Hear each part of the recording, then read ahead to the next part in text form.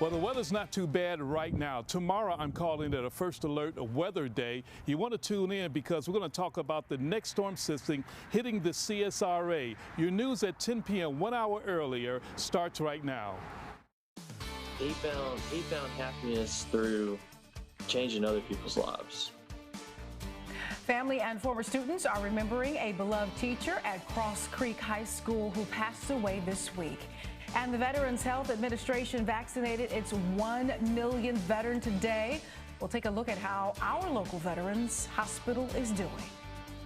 I felt we're gone. He's going to kill us and take what it can take. Plus, we'll hear from the elderly Aiken County couple who fought off an armed home intruder who later died at the hospital. The news and weather on Fox 54 starts now. Your local news 1 hour earlier.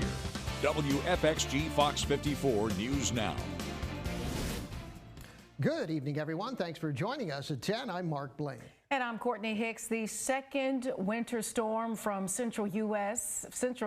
is heading our way. What will be the impact in our area, maybe? Let's ask First Alert Chief Meteorologist Jay Jeffries. Jay, looks like tomorrow is going to be an eventful day. Yeah, it's going to be very active for the most part. It's starting as early as about midnight for tonight. Good evening, everyone, and thank you so much for joining us. What are we talking about? Well, basically, we're talking about these conditions across the area, and it is going to be a doozy here for you. Basically, you could see dry conditions are still continuing, so no problems with our radar for now. We're anticipating very close to 3/4 an inch, maybe an inch and a half in some general areas across the other CSRA. So for the most part, the cold temperatures will be upon us once again across the region. The flash flood watch, of course, it was issued a little bit earlier, and of course, let me step out so you could see it, is our entire viewing area, so please be very careful. This goes all the way from now back up into, say, Friday at about 7 a.m. Look at the temperatures: 45 in Columbia,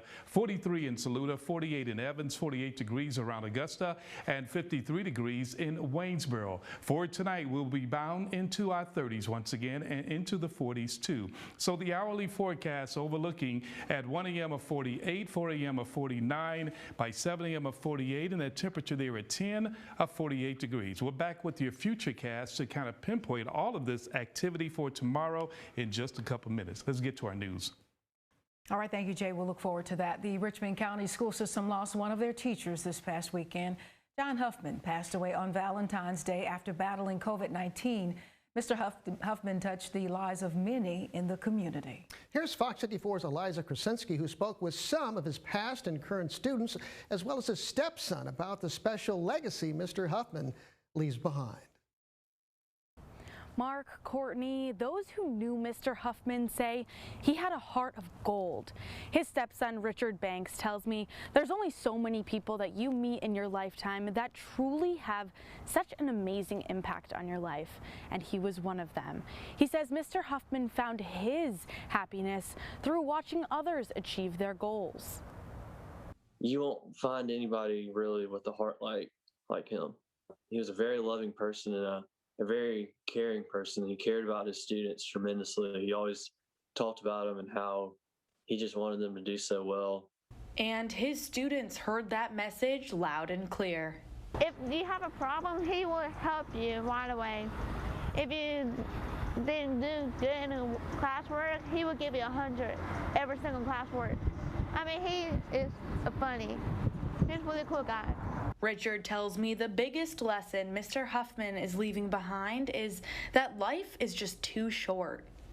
One thing about him was that, you know, he would never stop loving you. Like he had this unconditional love, and I think that a lot of times people get so wrapped up in what's now and what's in their life.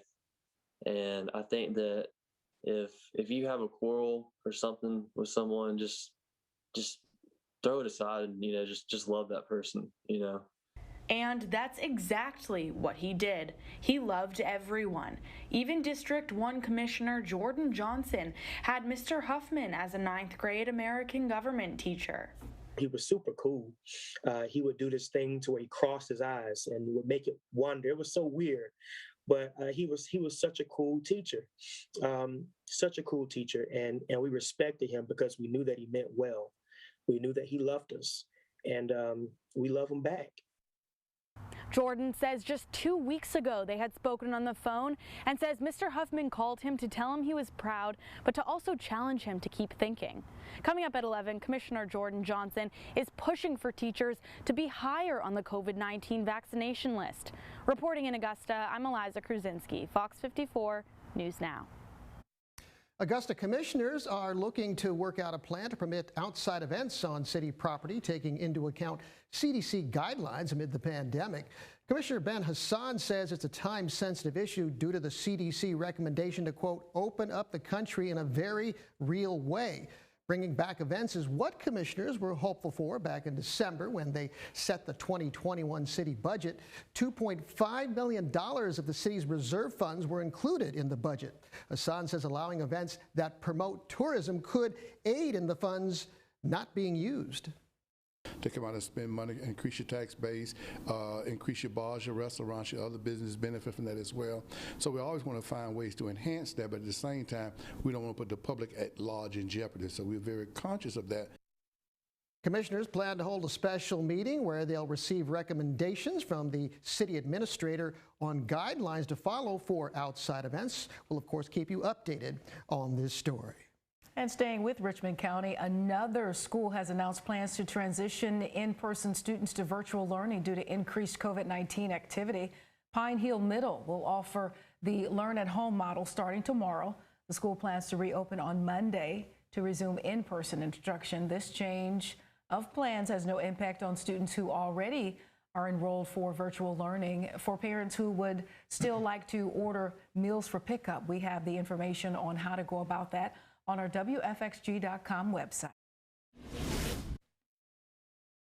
We have an update on breaking news we told you about earlier this evening. The Richmond County Sheriff's Office found 2 people dead inside their home just after 3 this afternoon. According to County Coroner Mark Bowen, their deaths are now being investigated as a double homicide. Bowen identified the couple as Hilton and Jeanette Turner, who lived in the 100 block of East Hale Street. He says they were both shot at least once. No word on any suspects at this time. Fox 54 will update you on this developing story on air and online as soon as we learn more. And the Richmond County Coroner's Office is investigating a car accident that left 1 person dead. Around 2 this morning, a pickup truck traveling on Deans Bridge Road at Hilson ran off the road, hitting several trees. Investigators say the driver was trapped in the pickup when it caught fire. The driver died on the scene. We'll keep you updated on this developing story. And in Aiken, an arrest has been made in the murder investigation of a USC Aiken student. Authorities say they've arrested 23-year-old Chandler Deshaun Mann in connection to the death of 20-year-old Jeremiah Duncan, who was found dead in the driver's seat of his car in early February of last year at the intersection of Gunter Road and Talatha Church Road. Investigators at the time said Duncan suffered a gunshot wound. Besides murder, Mann faces charges for armed robbery and possession of a weapon during a violent crime. Sheriff Michael Hunt said, quote, "It's our greatest hope that this arrest will bring some comfort to Jeremiah's family as we continue to investigate this case." And it's now almost impossible for doctors to perform abortions in South Carolina. Just hours ago, lawmakers passed Senate Bill 1, which bans most abortions. Brittany Breeding was at the State House today and shows us the pushback the bill is receiving from residents and officials. This was the scene around 11 Wednesday morning. Democrats in South Carolina House of Representatives walking out of session to oppose Senate Bill 1. We come here for one reason. And that reason is to do what's best for the people of South Carolina. Senate Bill 1 would require doctors to test for a fetal heartbeat before performing an abortion. If there is a heartbeat, an abortion would be illegal. The bill has exceptions for rape and incest, as well as for medical necessity. Having the choice to do something is American, and so taking away that choice is the totalitarian, environment. House Democrats proposed amendments to the bill while stressing their opposition to it. We're obviously pro-life, but we're also pro-mind your damn business. There's a line that government shouldn't cross. Outside, a group gathered to say this bill is unconstitutional and that it infringes on women's rights. All these people saying that they're pro-life, I don't think that they're actually pro-life. I've been saying that they're pro-birth because as soon as that baby comes out and they're gay or they're trans or they're black or they're poor or they're a woman, suddenly they don't care about it anymore. Democratic lawmakers also saying legislators should be focusing on other things like gun control or dealing with coronavirus instead of a ban on abortions. We would talk to the people of South Carolina and let them know that men interfering in women's health care is exactly like those that said it was government interference to tell them that they had to wear a mask. But others say this bill is important. It goes directly back to our platform. I mean, our platform has been a pro-life one for well over 30 years, and we've been working on behalf of trying to pass more and more pro-life legislation in this state and all across the country. And that was Brittany Breeding reporting. A procedural vote will take place tomorrow. It's not expected to change the outcome. The bill will then head to the governor's desk. Well, stick around. We got a lot to get to for our stats for today. We saw an afternoon high temperature of 57, but we started off very cold of 27 degrees. The record low was 10 back in the year of 1958. Republicans are mourning the death of longtime radio host Rush Limbaugh. In about 10 minutes, what former President Donald Trump had to say about the man he gave the Medal of Honor to just last year. Your local news 1 hour earlier. WFXG Fox 54 News Now.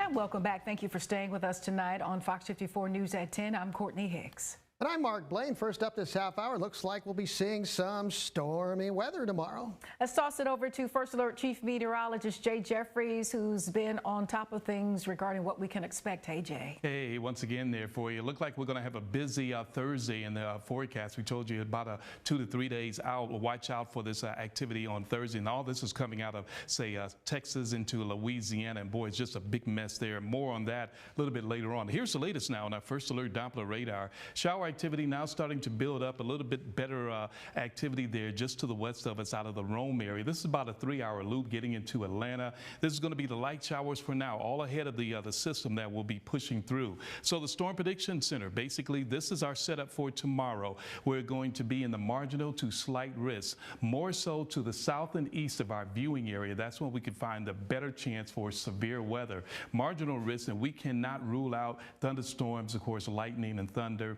And on top of all of that, check this out. We are under a flash flood watch that begins at 1 a.m. tomorrow morning. It goes all the way until 7 a.m. on Friday morning. So if you live in some of the areas that you see highlighted, in matter of fact, our entire viewing area is under that. Temperatures right now are still in the 40s, not too bad, but getting into the 30s later on for tonight and staying in those 40s. The hourly forecast by 1 a.m. of 47, then 4 a.m. of 48. More on this and your 7-day forecast in a moment. Courtney. All right, thanks, Jay. We'll look forward to that. The Veterans Health Administration reached a milestone today by vaccinating its 1 millionth veteran. Sydney Moore spoke with staff at the VA Medical Center here in Augusta that helped play a role in reaching this achievement. She joins us live in the newsroom with more. Hey, Sydney. Well, Courtney, hello. Well, the Charlie Norwood VA Medical Center administered nearly 7,000 first doses of the Pfizer vaccine. Now, I'm told that the chief of pharmacy says that the center is proud that they are making history with the administration. We're certainly proud of our ability as an organization to quickly activate such an important mission for our veterans. It's been pretty busy for healthcare workers at the Charlie Norwood VA Medical Center over the past 10 weeks. Many of the veterans that receive care at Charlie Norwood are in that highest risk group. They really need this vaccine to be able to return to some type of normal living, and they're dependent on all of us as caregivers. Along with 7,000 first doses of the COVID-19 vaccine administered, the medical center has also administered almost 4,000 second doses. So over the course of those 17 to 21 days, since they've gotten the last vaccine, they'll have an appointment to come in and get that second dose. So it's about a 3-week lag time between getting your first dose and your second dose. Access to the vaccine is a challenge nationwide. She says the medical center has been working on new ways to smoothly roll out the vaccination to veterans. We've tried to create other phone numbers. We've created other modalities for people to be able to access self-booking for our employees so they don't have to call, using different modalities for our veterans. The VA has also reached out to home-based primary care veterans who have difficulty getting into the care center. Nurses got everything together and were able to go out and vaccinate in the home. And they're putting focus on homeless veterans by partnering with social work providers. Of course, the challenge is we want to make sure we can get them in and get them fully vaccinated. So making sure we have good contact information so we can reach them for the second appointment and ensure that they get the full benefit from the vaccine. Well, this weekend, the VA Medical Center will hold a special vaccination clinic for veterans who might have trouble getting vaccinated or scheduled during the week. Now, that'll take place from 9 a.m. to 2 p.m. at their downtown Augusta location. Live in the newsroom, I'm Sydney Moore, Fox 54 News Now. Sydney, thanks so much for that. The U.S. is starting to see some progress in its fight against the coronavirus. The CDC says new cases are declining and the amount of new infections fell by over 20% this past week. Health officials reported more than 12,000 cases of the UK COVID-19 variant so far. They say it could become the most common strain in the country by the end of next month.